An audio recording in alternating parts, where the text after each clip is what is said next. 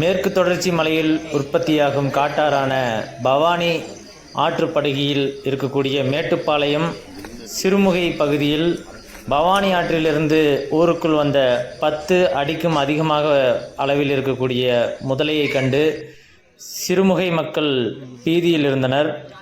அந்நிலையில் தமிழ்நாடு வனத்துறையினர் பத்திரமாக அந்த முதலையை மீட்டு பவானி சாகர் அணையில் விட்டு பொதுமக்களின் அச்சத்தை போக்கியுள்ள நிகழ்வு சிறுமுகை அருகே நடந்தேறியுள்ளது.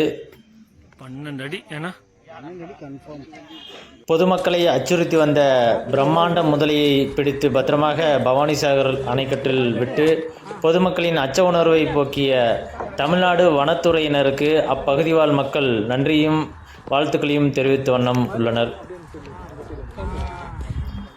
மேட்டுப்பாளையம் முதல் சத்தியமங்கலம் வரை இருக்கக்கூடிய பவானி ஆற்றில் குளிக்கக்கூடிய சுற்றுலா பயணிகளும் அப்பகுதி வாழ் மக்களும் முதலைகளிடம் எச்சரிக்கையாக இருக்கும்படி தமிழ்நாடு வனத்துறையினர் தொடர்ந்து பிரச்சாரங்கள் மூலமாக பொதுமக்களை விழிப்புணர்வு ஏற்படுத்தி வருகிறார்கள்.